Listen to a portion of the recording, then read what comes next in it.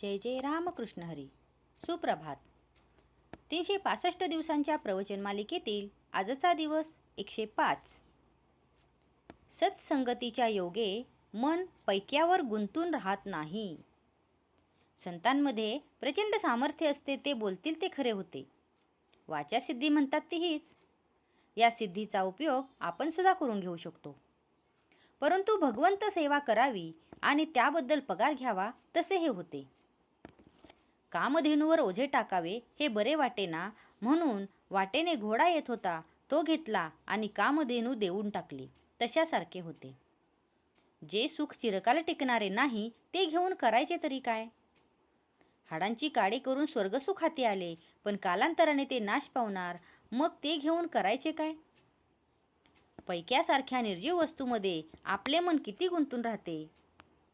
पैसा हा भूतासारखा आहे. त्याच्याकडून काम करून घेतले तर तो फार उपयोगी आहे, पण ते न केले तर मात्र उरावर बसतो. आपण प्रापंचिक माणसे.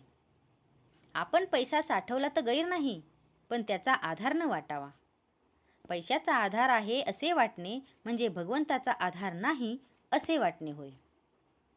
आपल्याजवळचा पैसा आपण होऊन कुणाला द्यावा असे मी म्हणत नाही, पण चोराने तो चोरून नेला तर मात्र रडत बसू नये, किंवा कुणी मागायला आला तर त्याला नाही म्हणू नये. त्याला काहीतरी द्यावेच.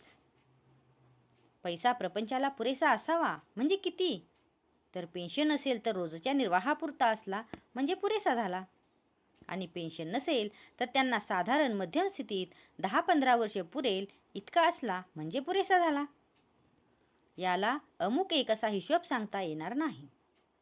आपल्याला प्रपंचाचा जेवढा जरूर आहे तेवढा पैसा आपल्याला मिळाला की बस झाले. श्रीमंतीला पुष्कळ पैसा लागतो असे थोडेच आहे.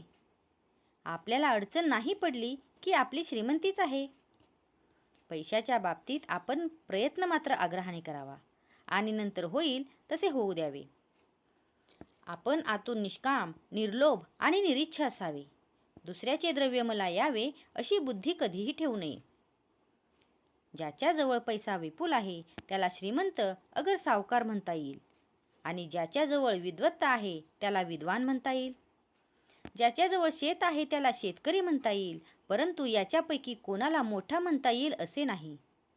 सावकार कंजूस असेल, विद्वान गर्विष्ठ असेल, किंवा शेतकरी असाच दुर्गुणी असेल, ज्याच्याजवळ सर्व गुण एक समया वेच्छेदे करून असतील तोच खरा मोठा होय. सर्व गुण एका भगवंताच्या ठिकाणीच असू शकतील, म्हणून त्याला ज्यांनी आपलासा केला तेच खरे मोठे बनतात. अशा लोकांना संत म्हणतात. आपण संतांचे होऊन राहावे, त्यात आपले कल्याण आहे. संतांच्या संगतीपासून सद्विचार आणि सद्भावना प्राप्त होतात. ज्याचे विचार चांगले तो मनुष्य खरा चांगला, आणि जिथे भगवंताचे अनुसंधान आहे तिथे राहणे हीच खरी संत संगती, सत्संगती होय. पैशाचे नाव अर्थ, पण तो करताना होतो मोठा अनर्थ. आजचा हा भाग तुम्हाला कसा वाटला हे कमेंट करून नक्की सांगा. कमेंटमध्ये लिहा. जय जय रामकृष्ण हरी.